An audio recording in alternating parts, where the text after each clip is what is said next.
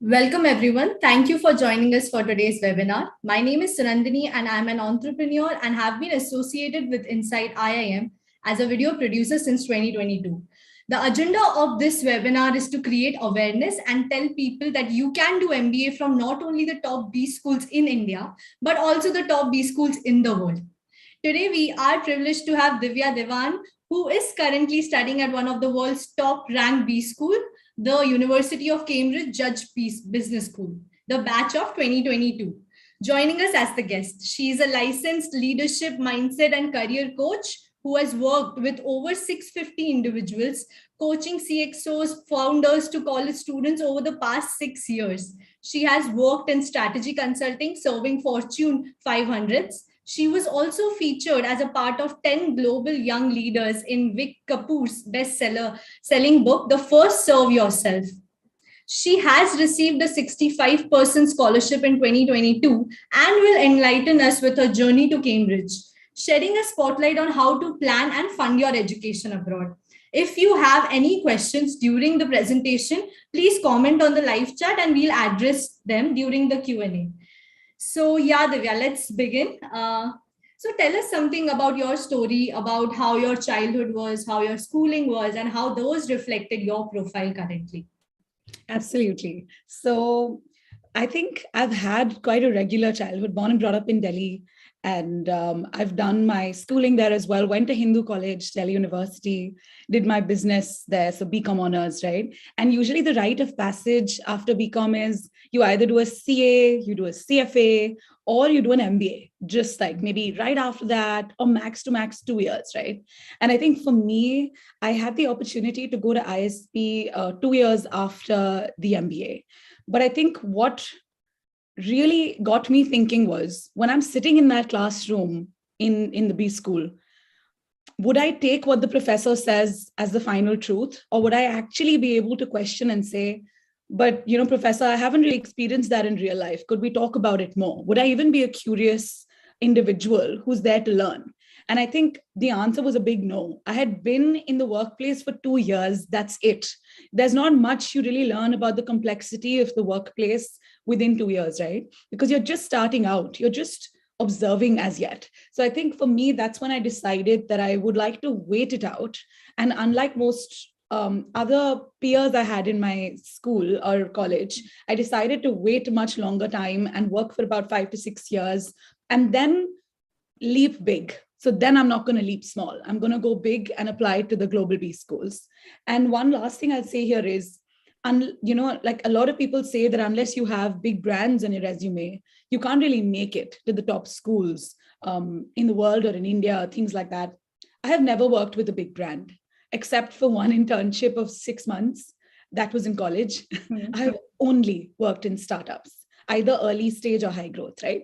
So I think that was very different in my profile, that it wasn't about the bigger brands, but the high impact work that you do that ends up actually, that can also really get you to high places. And of course, I think we'll explore it more, Sanandini, from here on. But that would be a gist of me. I started in strategy consulting, startup again, and realized over 2 years that I think I went into advisory a little too soon. So as a 21-year-old, I was sitting in a room with brand heads who were heading $500 million worth of brands. And I'm trying to tell them what to do. And that just didn't feel right. And so go ahead. So like you said, 2-year work experience is not enough. So I wanted to understand the 2-year work experience versus 5-year work experience. What is the gap between these two? The gap is life happens in those 5 years. There are a lot of more aches and pains you go through. So for me, I started as a business analyst. After 2 years, I said that, okay, enough of consulting. I want to do something where I feel like I've actually built something or been on the field. So I said, what's better than sales to teach you how to really be on field? So I transitioned into technology sales. I started as a business development manager, and then I grew into head of sales for India. And imagine going from an individual performer to heading a 40-member team over about 1.5 years. And that you can only get in a startup, by the way, right? Like it's very hard to get that in a big company. And when that shift happened, I fell I really fell so much, right? I failed so much, I fell so much, because when you go from an individual hero, because it's easier to do that than to head a 40-member team, and then you also win and the team also wins. In my case, either I was winning or my team was winning. Every month it was a different scenario. So I fell on my face pretty bad, right? When that shift happened. That's what got me thinking. So I think those aches and pains is what makes you realize how much more you need to be and how much more you need to do. And that's where for me, B School came in. That, okay, now that I've been going through all of this, seems like the right time where I was like, I need this in my life. Before that, I was like, it's a great brand to have on my CV. This time around, I was like, I need this in my journey and I need this in my life to go to the next big step. So I think that was the major difference. And yeah, and then I sort of, after sales, I went into became a head of marketing in the same startup. I was part of the executive team as well, and with the investors and the founders. And that's it. Then I took took my time off and decided to go do an MBA. And currently I'm finishing up in about a month. So I just want to get back to even further, like earlier, how were your 10th grades and 12th grades? Because most of the people in our community are very curious that does that affect your future, those grades? That's a very, very good question. Since I've done an Indian application, I can say that for ISB, I can say that I think that these grades matter more in Indian B schools. With the foreign ones, I've done Oxford, Cambridge, and a few others applications. And what I can say is that their college scores matter, but school scores do not matter. So most foreign B schools, at least the top ones, will not ask you for your 10th marks or your 12th marks. They will consider and ask you, of course, about your undergrad scores, because honestly, there's a reason. They want to figure out that, does this person have it in them to go through the academic rigor of the program? Not everybody does. They judge this on two parameters, the GMAT score and your undergrad scores. So what happens is, if you get 760 on your GMAT, you can get away with even having a 60 in your undergrad. But if you have a 710, and that's a little bit lower, let's say, than the average of the school as well, you'll really need to have got an 80, 85 to really be up here. And of course, if you have both, which are balanced. So for me, I think I had both balanced scores. I had 83 in undergrad, and I had 720 on my GMAT, which was about 10 points above the Cambridge average. So I think for me, both, none of them were like, oh my God, excellence at, beyond par, but both were good. So it was a good balance. But I've seen a lot of people who just shoot up, even if they don't have a good score here, they shot up on their GMAT and made it through, because the school just wants to understand she's got it with her to do this program academically right. Okay. So now we always think MBA is there. And then you said that 2 years experience, then you were like, I don't have enough experience. And that's how you were always, like, you always thought about studying abroad after that. MBA karungi to abhi to I'll do it from somewhere, from the world's top universities after this point. Bilkul, yeah, I think absolutely. So I think my aim was that I would either go to basically either a top 20 school globally or a top 3 school regionally. That was these were my two things in mind. That this is how I will, because I think having gone to Hindu and then having usually been a straight A student since I was young, I think that's something that standard was set high. So I didn't now that I had also waited for so many years of working and worked and been a part of good high growth stories in my career. I think I knew that this time I'm going to try and leap big, but don't get me wrong. I was extremely scared of the fact that all my friends who were applying had the bigger brands. So just saying, and we'll come to that later as well, but that was really scary because that almost makes you not want to apply to the big schools, because you're like, yeah, but I don't have a Fortune 500 company that I don't have a big 4 or a big 3, to toot around. So definitely was a big mindset shift that I needed to make to apply. Okay. So let's get into more, practicality. So how was the sequence of process? Like, now you have decided 5 years, maybe you have done your work, and then now you have to go to school. So college, you have to pick up a college. So how was the thought process and what was the sequence of it? Okay, so I think like any other consultant, I created a Venn diagram for this, right? And I'm talking to you about this. So basically, for me, there were these three circles, and I'll tell you what they stood for. And for me, this was like, what are the three things that I am at the end of my MBA, which then I will work backwards and see which school fits the sweet spot in the middle or the intersection in the middle. Point number one, I wanted to go, like I said, I wanted to graduate as an MBA from either a top three regional B school, which meant in Europe, it's the top three, for example, or a top 20 B school globally. That was the first criteria. Second was I wanted to be as debt free as possible, for the simple reason that when I graduate and if I have too much debt, my options really reduce about what can I do after this. What if I want to start up something of my own? I'll never be able to do that with 60,000 pounds worth of debt on my head, right? I will, no matter what, I will end up having to choose something even if I don't want it. And I didn't want to do that. You're going to B school to liberate yourself and to have more possibility, not to reduce your possibility. So debt free, top B school, and has massive brand weight. And the third and most important one was, since I had a dream that I want to be a founder, startup founder after my MBA, this school had to be very entrepreneurially focused. And for me, what I did was, and I was actually, like yesterday, I was looking at that after a year or 2 years, right? I went back to the Excel sheet, which I made. And I kid you not, there are like literally 100 columns next to these top 20 global B schools, where, for example, once I decided that these are my three big circles, you also have to start deciding what comes within each circle, right? Because there are so many things within it. So, for example, what does entrepreneurial focus mean? So how did I check that, right? How I checked that was, first and foremost, I checked the curriculum orientation, a very small thing like how many entrepreneurship subjects do they even have across their total 60 subjects?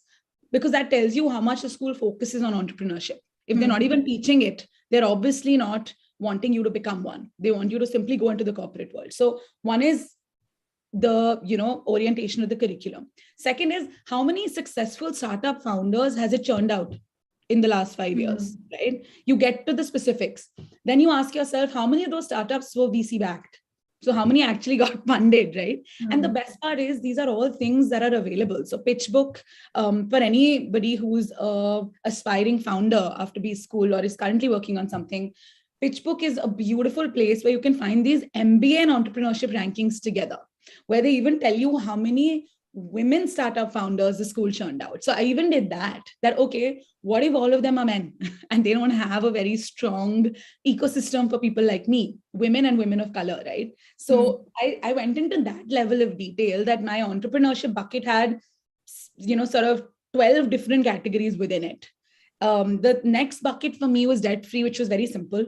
Does this B school have tie-ups with collateral free loan providers like Prodigy Finance or Lendwise, etc.? And there, what becomes important is, not all of us have, we may get the loan for tuition fees, but we may not have the money or the funds to fund even our living expenses. Like I didn't have the money or the savings to fund my living expenses because they were quite hefty in UK. And there again becomes important as that financial provider of education loans also have a system of giving living expenses, or only they give tuition fees. That's something very important for people to think about. And the second thing was very simple: scholarships. How many scholarships are built for this school, and how many scholarships does this school and college really offer that I can really try for, right? So the basic scholarships. The last one, here was, of course, the brand weight, which is the easiest to get through because you have all the rankings in the world. I think FT is one of my favorite ones because their methodology is spot on. They take care of alumni network, placements, everything you can think of, even the culture of the school. So I think that way I loved the FT rankings for global MBA schools. And there, of course, Cambridge was in the top one in UK and Europe, and then in the top 15 in the world. So I think that for me was sort of my Venn diagram and the detailed parameters within each bubble for me to decide that I'm going to only apply to Oxford and Cambridge, and go ahead with that. Nice. So I think this is something you learned from your 5, 6 years of experience that you're talking about, that making this and thinking in that way. That is something which a student won't do basically, Yeah. even if you learn it from a book. So, so now, so the funding part, the financing part, here, how did you make your like the numbers? I wanted to ask how you made your budget, how you found your ROI. So, can you just dig deeper into this part? Absolutely. And I think one thing on the frameworks, like you said, that a student may not make it, I totally agree. And I think there, the best part is to learn from people who've been there and done that and borrow. It's right. Like in companies, we learn in consulting with innovation, you either buy, build, or borrow. You can always borrow from people like from these webinars. You can borrow this framework of what are my top three, what are the different parameters within each top three, right? And when we come to the scholarships, of course, I'll share more frameworks, because I think you can pick this framework up, apply it to your life, and start building from today onwards. So I think just wanted to say that as well, right? That people can then just, you may not have it yet, you can borrow it from us right now, and then build your own beautiful framework. And I'm sure you will be sharing it someday soon with many other people as well. So just wanted to share that. Now coming back to your question. What was the line? Buy, build, buy, or borrow. Nice. Buy, build, borrow. Nice. Buy, I won't say, because we all are strapped for cash. So students, so just like borrow it. Free of charge. So yeah, I think you were asking me about your budget and the ROI that came out of it, and like more about this, that how did you calculate that? Okay, so I'll tell you two things. One is that usually the tuition fees on an average for Oxford, Cambridge, and these kind of schools is about £60,000, right? So you can say that in INR is basically 60 lakhs is tuition fees. And then beyond that, you have living expenses, which are probably, going to be at least between 10 to 15 lakhs for that year. So in total, you're looking at a budget of, let's say, 70, 80 lakhs. 50 lakhs, yeah.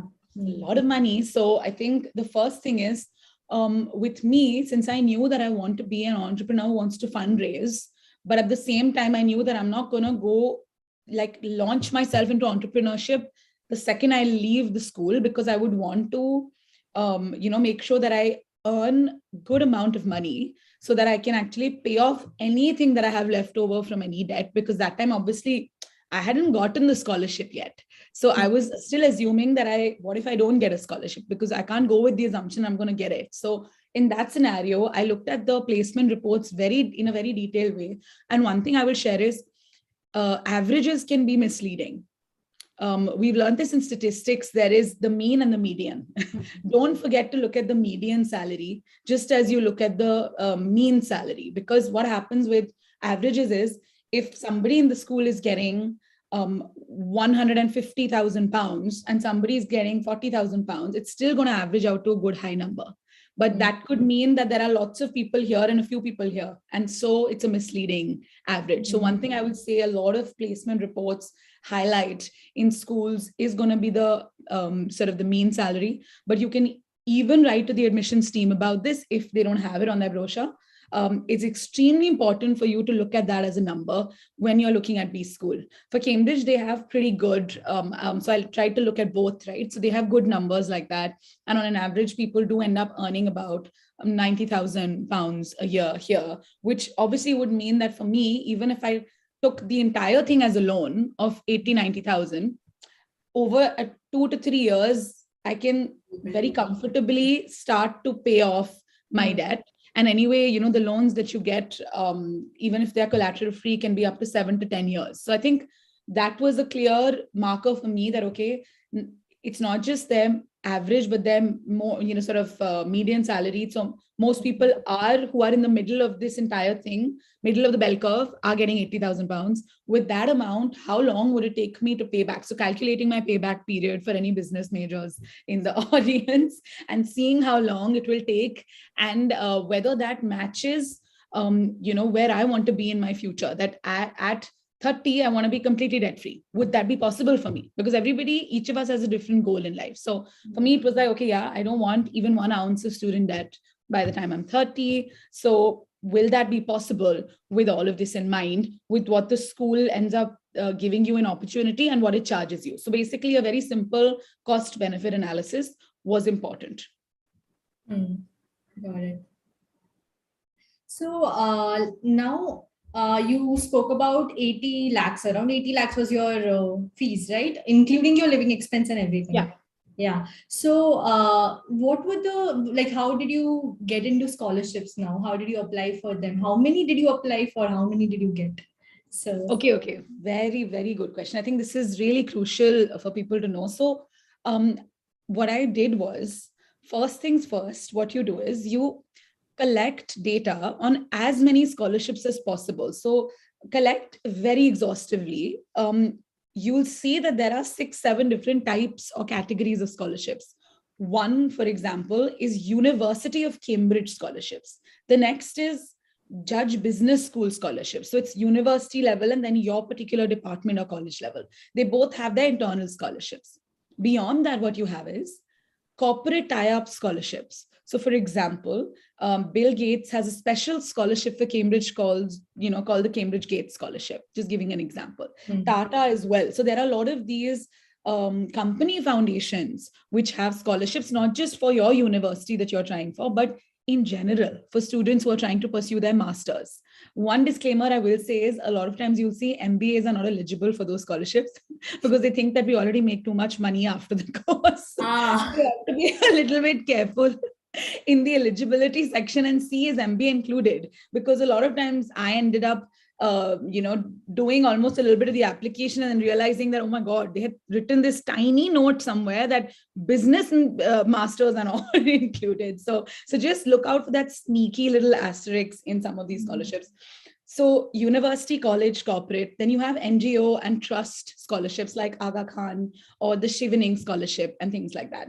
Make sure to populate a database. I had a database of about 200 scholarships that I had on my database across these 4 categories, right? And I made sure to work diligently on vetting it and then also getting it re-vetted by someone else. I would ask some of my friends that, can you also help me, or at least the ones who were also in the B school process, can we do this together and can we double check on each other's, because what you miss out, I might pick up on. So that really helps to create almost a peer group with you, where you have these 3-4 people and you're all doing research across different buckets, and then you swap just to make sure nobody's left anything out. Okay. So that's the first thing.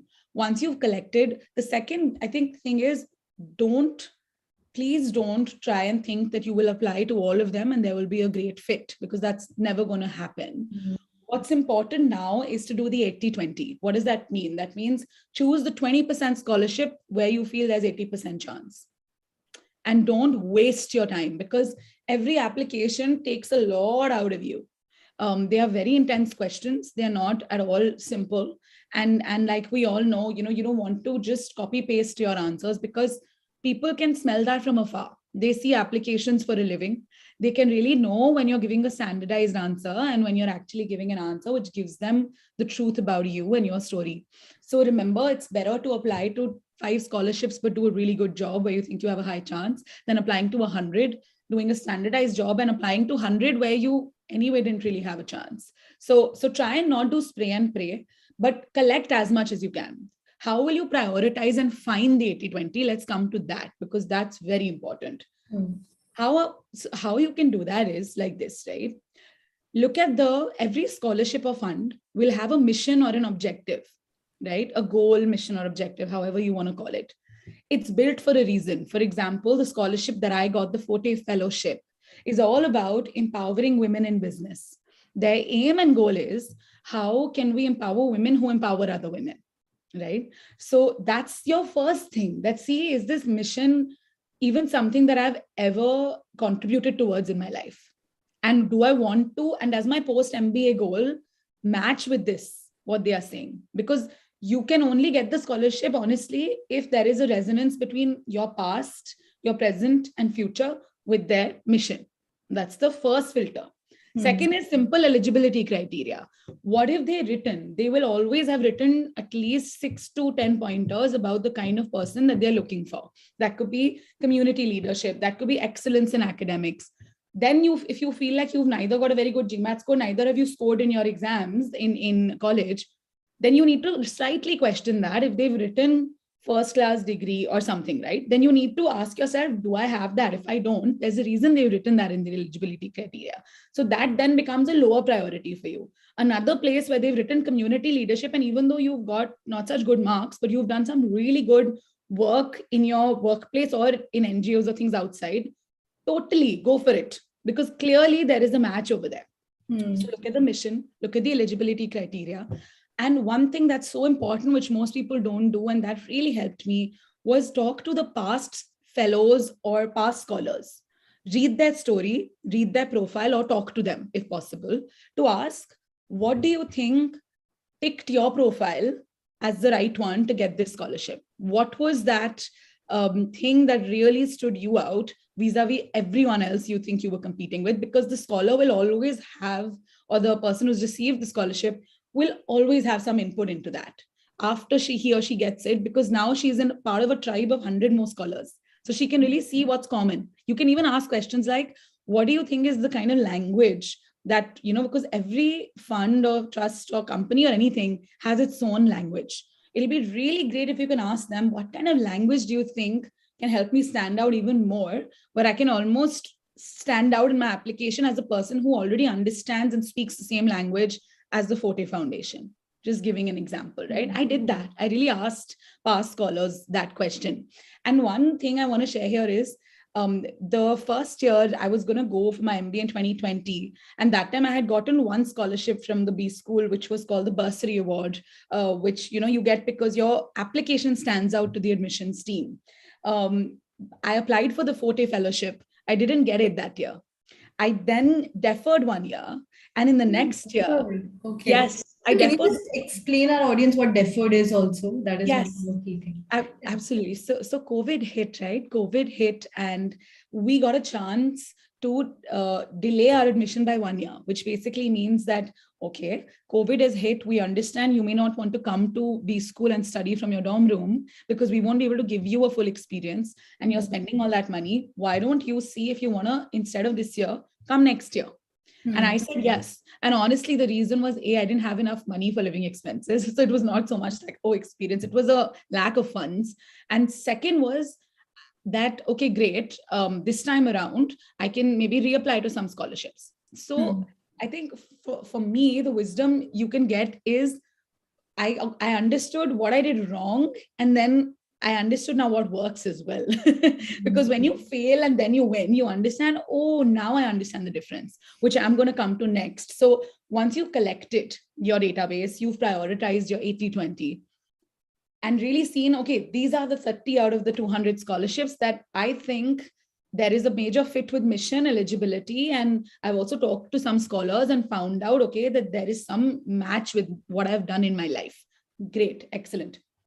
Now, when you come to the application phase, I want you to think about your application as a puzzle. And what are the different pieces of your puzzle? The different pieces are your academic piece of college and GMAT, your professional piece of work experience, your extracurriculars of, whatever, singing, dancing, acting, whatever, sports, whatever you've done in life that you want to highlight, then your social impact work. Remember, those two are almost separate categories in the world we live in today, because sustainability and social impact are treated as very important. So that's a different category. That's not the same thing as extracurriculars. So give it that importance. Remember one thing, when you've got the insight from previous people, read their profiles, seen what succeeds in this scholarship, you have to figure out, almost do a match the following game we used to play when we were young, where you write down all your experiences across these multiple boxes that I've told you, across academics, professional, curriculars, etc.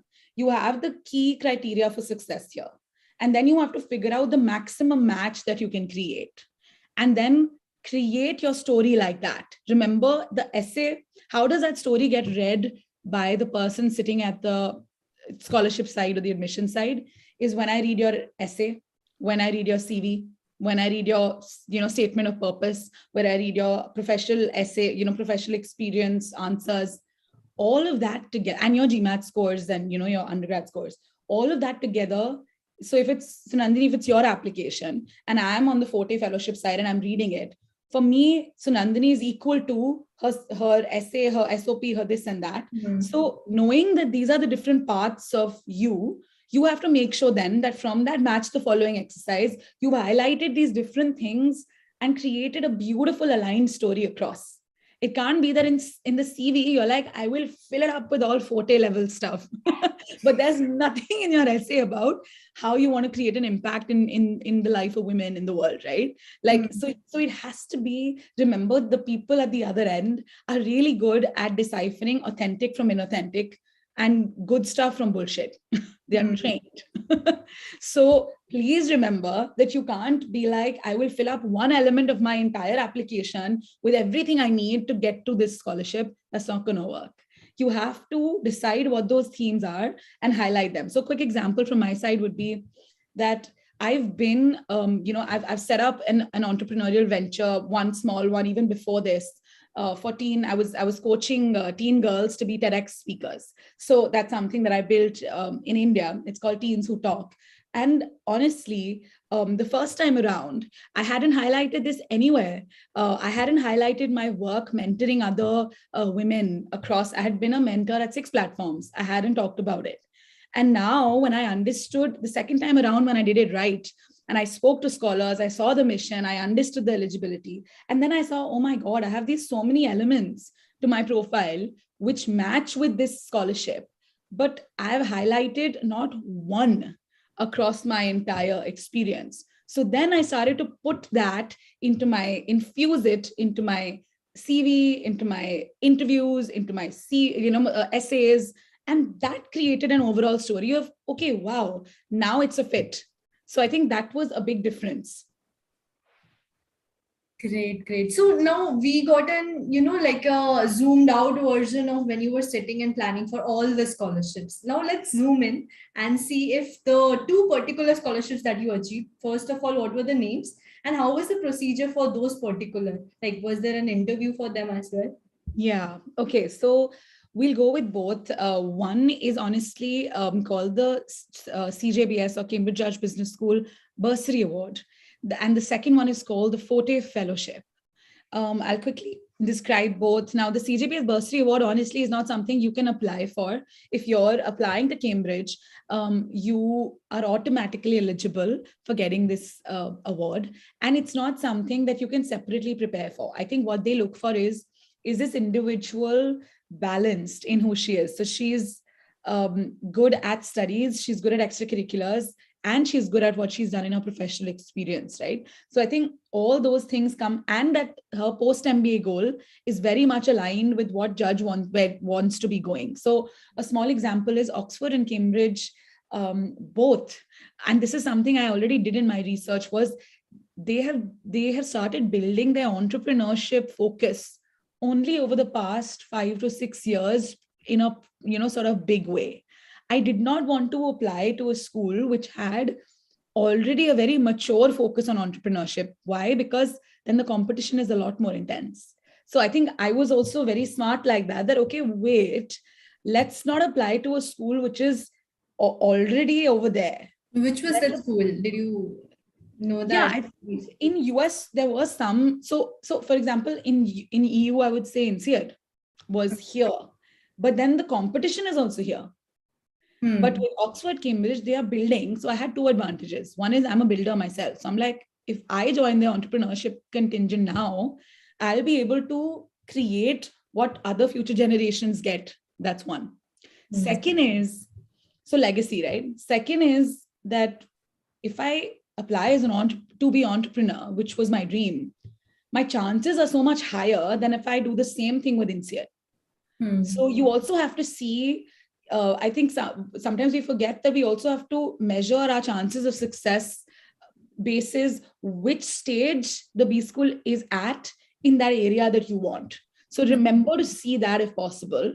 When did this focus, for example, if it's even a consulting thing, you want like a dream consultant, trying to apply to LBS, which is already uber successful in management consulting, and everyone goes there for that, you have a slightly tougher chance vis-a-vis another school, which has just started to develop its consulting focus and is good at it, but not so good that your chances are low. So remember to find that sweet spot. With both Oxford and Cambridge, I highlighted my women in tech background because, they both absolutely love women in technology and also women entrepreneurs. So you have to see which direction is the school going towards. And the best way to see that, it's as simple as their website.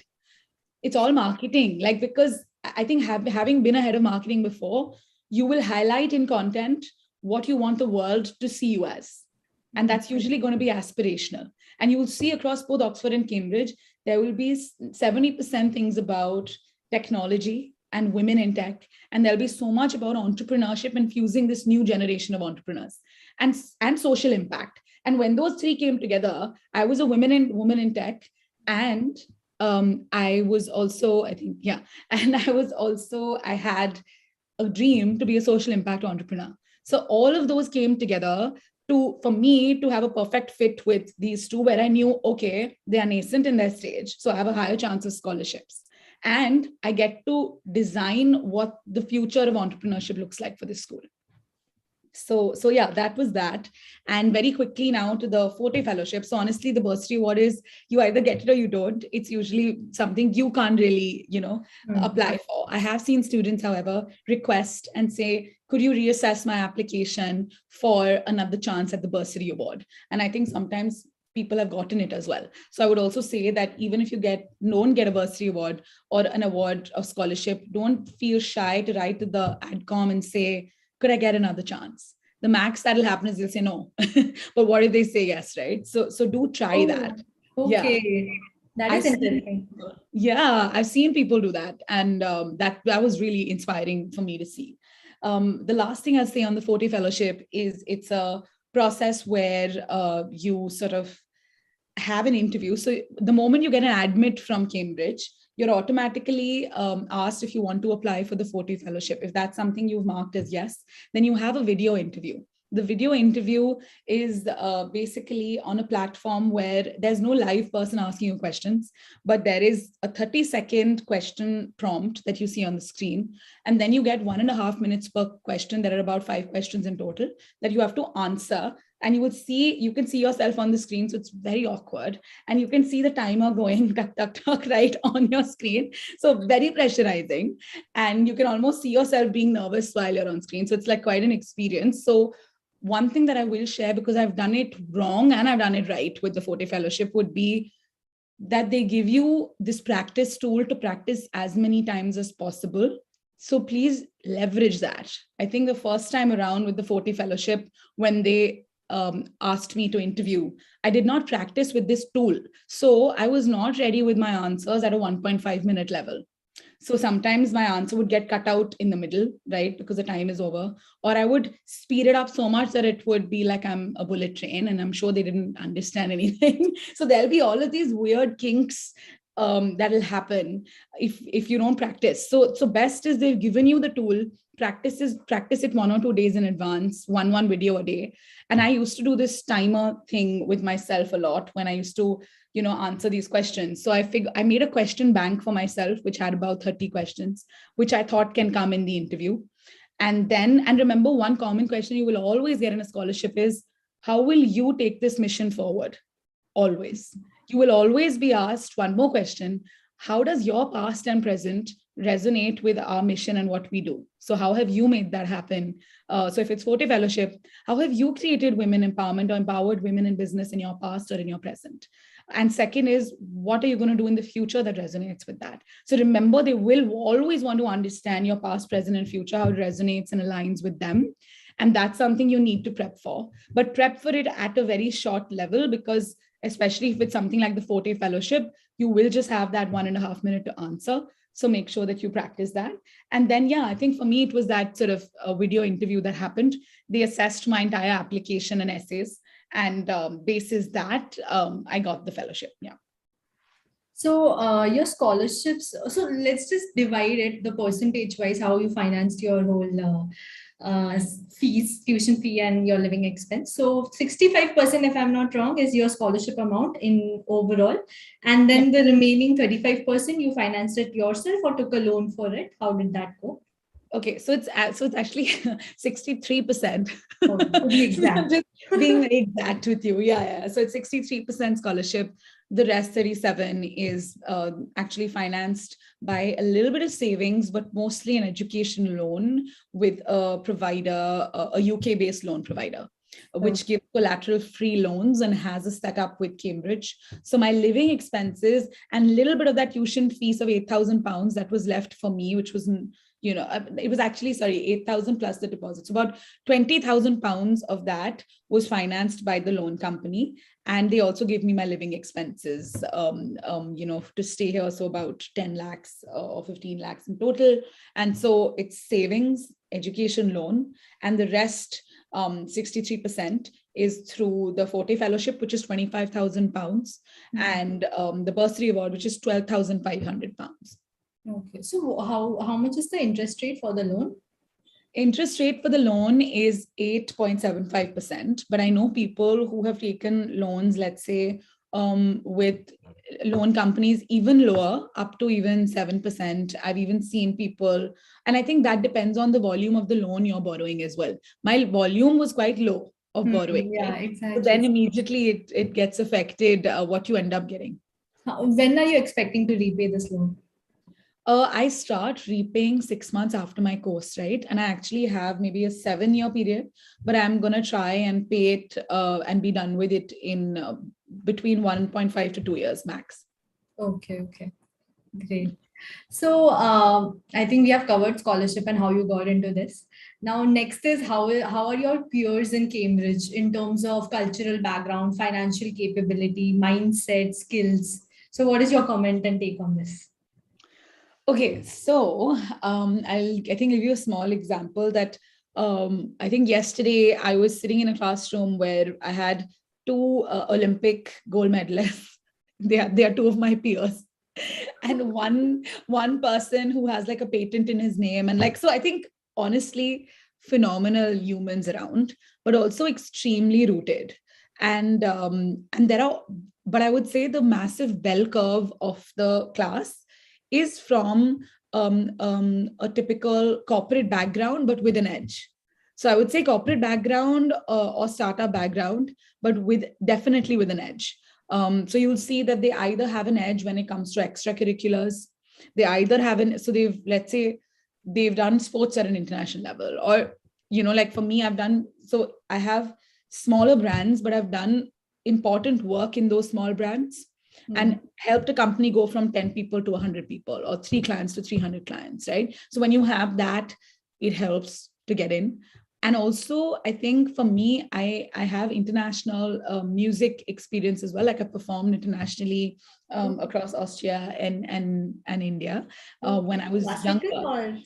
Opera singing, actually. Oh my God. Okay. So I think it's also important to remember that even though that was when I was 12, it was when I was 12 to when I was 16, that still counts. So if there's anything you want to highlight, for example, a venture that you created and it went completely bust, that's fine as well. As long as you felt like there was some kind of impact you were able to create. Because I've seen stories with peers who started up, failed miserably, and now are at Cambridge figuring out what to do next. And so there is such a big mix, because I think with Cambridge, the 3 things that they value the most is maturity. That's also why the average age in the school is about 30, right? So, there are people who are 35. There are people, I think the youngest probably is 26. 26. So I think you can see that whether it's Oxford, Cambridge, and these other foreign B schools, especially in Europe and UK, the average age is going to be a little on the higher side, because they really want you to be mature. This doesn't always is linked to age, but it's linked to how much experience and wisdom you filled in that age. And that could be, like we discussed, you could have worked with the biggest brand in the world and not be mature enough in the interviews and in your essays, where you only talk in I language, or you are constantly talking about, how you are God's gift to mankind. And I think that is something that Cambridge doesn't like at all, because they're really big on teamwork and you enabling other people as you enable yourself. So lift as you climb, I would say, is supremely important. And honestly, they're really good at checking the truth of that. I remember in my interview, it was supposed to be a 20-minute interview. It ended up being a 45-minute interview where we went back to my childhood to really understand where my persona is rooted and where it comes from. So that's how deep they can go if they want to understand that despite you being young, I was 25 when I interviewed because I deferred, right? So obviously they wanted to really understand, okay, but does she have the maturity and the ability to work with people with 10 years of experience and still add to their life and still take additions to her own. So I think having excellence and mastery at something in your life, having impact in something in your life, and last, having humility in every part of your life. I think those would be the three things.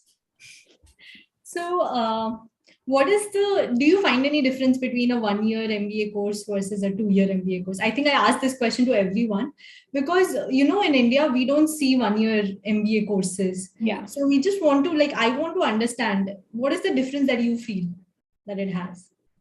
Okay, so it's a very good question. I've been pondering it even more now that my MBA is over. And I will say very honestly that I think 2 years gives you time to breathe. In 1 year, it almost blurs you by. So I feel it's amazing if you want to get back to market very soon. It's amazing if you know that you only have that 1 year to spare and you want to either start something of your own or quickly go back to the job that you want to. It's also great if you're good with intense short experiences. Not everybody is built that way. So because you'll have to study and get a job and do all your student societies and social events, all of this together, right? So you need to be somebody who likes that. It's not necessary for everyone to like that. So I would say think about these elements when you're thinking about a 1-year program, because not everybody is cut out for a 1 year, and not everybody is cut out for a 2 year. I think for me, I like shorter, intense experiences, which are more like vodka shots than wine over a very long period. I'm like, no, I want it fast, very impatient and restless. So it works for me. But I would really want to say that if you feel like you want to absorb a lot more and take your time with things, then a 2-year program is much better for you because it gives you time to do your studying bit. It gives you time to do your internship and really over maybe a year or two, figure out where do you even want to be. With a 1 year, you have to figure that exploration a little bit quicker. Than probably in 6 months, than 2 years. You have those 6 months to figure out where you would want to be, because then in the last 6 months, you're starting to go into that new world and figuring out opportunities to get there, right? So you have those 6 months to figure things out, and those 6 months to also fit in or start to figure out how do you fit in into the peers that you have, and you have to study. So yes, it's intense, but some people love it and some people hate it. So I will say that really ask yourself who you are uniquely as a human, and then answer the question of whether you want this or that. And if you have a limiting condition, like I only have 1 year before I have something very big happening in my life, then obviously I think 1 year is still a good choice. But I will say that a lot of my peers have thought about how they maybe should have done a 2-year program because they like things slower. And a lot of us are like, this was great because this is exactly who I am. So just figure that part out. Right. So actually last week we had a Oxford student. She's also doing MBA, and I asked this question to her, so I'm going to repeat this to you. What is the competition like between Oxford and Cambridge? Funny, I don't know what she said, but okay, I'll. You don't know. I like it. It feels like coffee with Karan suddenly. Okay, so let me tell you what I think. I think the rivalry is real. We almost refer to them as that college over there. We don't really say the name. She said the same thing, by the way. Do you see how good the training is in our schools? Oh my God. The patriotism. I will say, however, was she an MBA too? Yeah. Okay, so maybe then, I don't know if she knows that or not, but recently actually 3 of us from the Cambridge MBA and 3 people from the Oxford MBA, we actually did a meetup in London, which happened, I think, in December. And that was like an Oxbridge India MBA meetup, where we all met. It was about, because Oxford has like, I think, much larger cohort than we do. We are 200. I think they have like 400 or 500. 430, 400, right? So I think we in total had around 30 of us Cambridge MBAs, and there were about 70, 80 of them. So it was like pretty cool that on this sort of rooftop cafe in London or restaurant, we had organized like 100 people meetup where we all chatted, laughed, fought, everything you can imagine. But yeah, I think we're trying to build that bridge, at least I am, with my peers and them together, so that we can all actually help each other. And we started to match Oxford MBAs with Cambridge MBAs who want to do the same thing in their career, or who can help each other and do the process together. So I think we're trying to be nicer. Doesn't mean I still have the bridge in your name itself. So yes. So yeah, that's that. Okay, bad joke, I guess. So, next question. So, yeah, actually, can you just help the audience with 3 tips that can help them create a very good profile that will be fit for maybe your college, or in general, if you feel like this is something everybody is looking at? Yeah, I think my 3 tips would be that first, always start with your story. You are not, you're not sort of a moldable entity that you can just fake and pretend to be something for a different school. You do have certain elements to your past, present, and future that stand for who you are, whether it be who you are as a person or it be a professional experience. Make sure you know that, and make sure you know what you want from a B school before you start to figure out which B school wants me.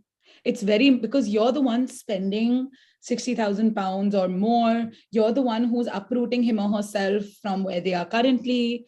So remember that it's a two-way street, because a lot of people I've seen start the other way around and say, which school will take me? And then I will try and figure it out.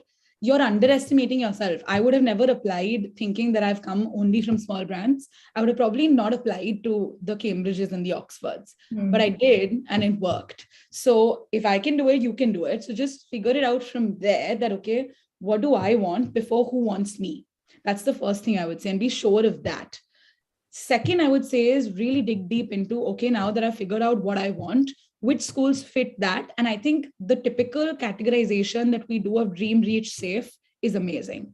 It's really good, because like for me, I knew safe is not a category for me, because I'm not going to spend 60,000 pounds to go to a safe school. Like it just doesn't align with who I am as a person. For me, it's like I either go big or go home. So I was like, I'll either go to a, reach or a dream school, or I'm not going to go to a B school at all. I'm okay with my life here, and I will continue to build here. So the second category is start to figure out which schools fit your dream, reach, and safe if it applies to you. And last thing I would say is understand the ethos of the school and what elements are they prioritizing now, because that changes every few years. Every few years, the aim of a B school changes, where they are trying to promote one thing over another.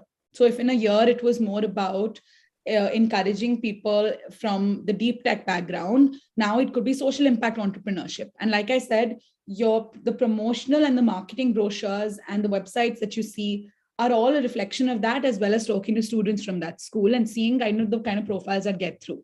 So once you understand who you are, what you want, which schools fit that criteria, the last is to figure out and almost hack the system and figure out what are those top things that make that school's eyes sparkle, the AdCom's eyes. And then you figure out, okay, if I have those elements in my profile, how do I make sure I highlight them across the varied components of my entire application? Not just the essay, but every part of my application should speak the same story. So that would be the biggest thing, is every part of your application speaks the same story, and that story is aligned with the school and the choices you've made. I actually really like your matching the things, all the things that you have done, and match it with what they are looking for, and then create a story which flows with same music, that, okay, you are a helpful person, that is shown in every story that is there. So it's that's a very nice insight. So now moving forward after MBA, what is your plan for the future? My plan for the future is that I will be doing a job for sure, because I feel like I want to make the financially prudent decision now that we're adulting in our lives. I would like to do the right thing and not just do my startup, but also do a job. So I think I'm planning to go into strategy consulting again, and I will start working in London from September. That's the first thing. I'll probably take some time off on July and August and do a research project rather than an internship, because I would want some time off before I go back to work, because this year has been intense. The second thing I'm doing is I'm with a batchmate from the MBA. That he's my co-founder, and we're building a platform that helps humans to navigate extremely tough career pivots. And that's something that we're building. And we actually got selected by the accelerator at Cambridge University. And we're building with them now. And they are really, really good to us. They've given us a place to work, funding sources, coaching. It's really, really wonderful.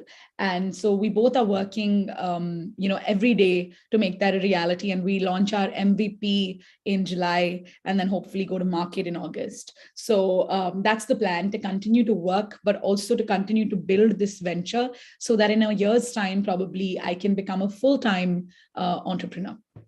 So how are you like thinking of the work-life balance after you do this? Because it's like business and side by side working together, everything. Yeah. So do you have anything in your mind?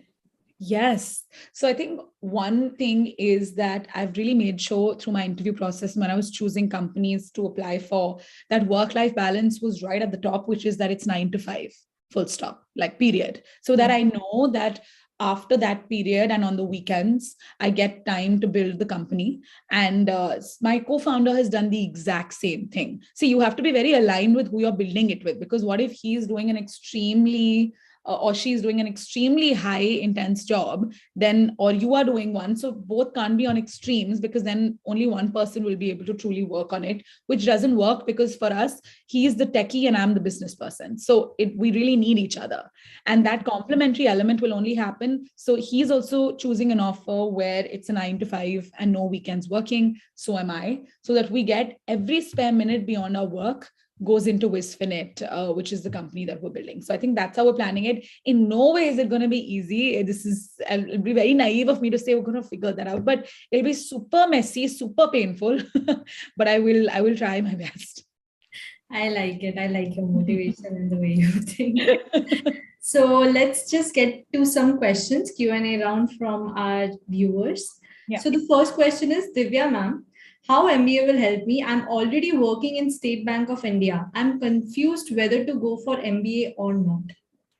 So I think the one thing I would ask you, the viewer, is that, okay, what's the number of years of experience, right? That really matters.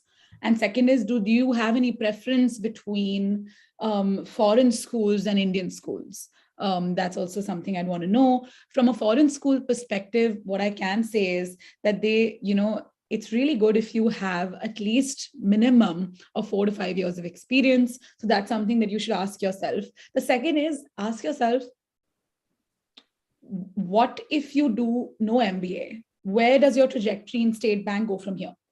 Then ask yourself, almost like a graph, right? Then ask yourself, if an MBA were to happen right now from an Indian B school, where does your trajectory grow from there, and where would you want it to go? And the last is, if it's a foreign B school, where does your trajectory go from there? Choose between these 3 lines of career trajectories, which one you prefer the most.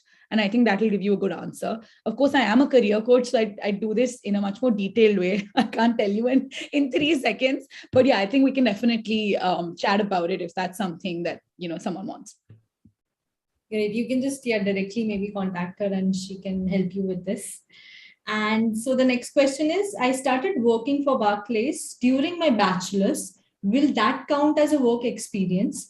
And then joined American Express while pursuing bachelor's. Will that also count as a work After also my bachelor's got extended as I was tested positive just a day before my last semester.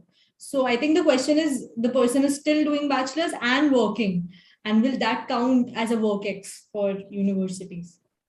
So yes, I think that since it's it depends on whether it's a full-time or a part-time. So if you've done part-time with Barclays and American Express, it will be considered as an internship experience. And you can absolutely put that in your resume that you submit to the school. You can also talk about it in your essays or professional essay questions that they give you specifically. If it's a full-time, then it's definitely counted as a full-fledged experience and it's better for you. But if it's part-time, even then it's considered, but given a slightly lesser weight simply because it's an internship experience. Okay. So next is, did you apply to only Europe-centric school or the US as well? So here is the one place I'll say probably that maybe don't use the strategy I used. Please don't, because what I did was I only applied to 2 schools. And I have friends who actually did a really good job at applying across 7, even 12. I wouldn't say go so large, because I feel you end up then giving standardized essays to everyone because there's no time. So maybe choose a sweet spot in the middle. But for me, I knew I didn't want to go to the US because I had heard horror stories from my friends about when the administration changed at that point, from Trump to Biden, etc., things that happened, the visa volatility, never really knowing when you're going to get a permit to stay. That's something that's a little too important to me. I need stability to thrive as a human. I don't do very well in volatile environments. If I don't even know if I'll be able to stay the next day here, I can't do that. So I think for me, I was very clear that it doesn't vibe with me as a human at a human level. And so US was a no. I did, however, want to apply to Oxford, Cambridge, INSEAD. By the time that the INSEAD deadline had come, I had actually already gotten Cambridge with a scholarship. And so for me, it became a no-brainer that I know INSEAD is already 6 times more competitive in getting a scholarship. Even if not an admit, you can get an admit, but getting a scholarship there is way harder because of what I said about it already having a very mature entrepreneurship ecosystem and things like that. So I think for me, I was like, chances are lower. I've already gotten this one of my dream schools with a scholarship, and I wouldn't want to risk that. So let's stick to that. So then I ended up not applying to INSEAD, but I would say, I would really say that you should try anyway. The max that can happen is that they don't give you an admit, but if they do, then you will be a person who can choose between multiple. For me, it was between 2 schools, but I still feel like you can really expand your options for your own self. So one of the viewer is asking that, can you just share some specific questions from your interview that happened in the university or scholarship, wherever it is? Okay, I can share on both quickly. So on the university, on the Cambridge MBA side, my questions were a lot about my post-MBA goals, because they really want to see, is this person just telling a story or is that really her story? Because a lot of times these days in these schools, people will make up stories which win.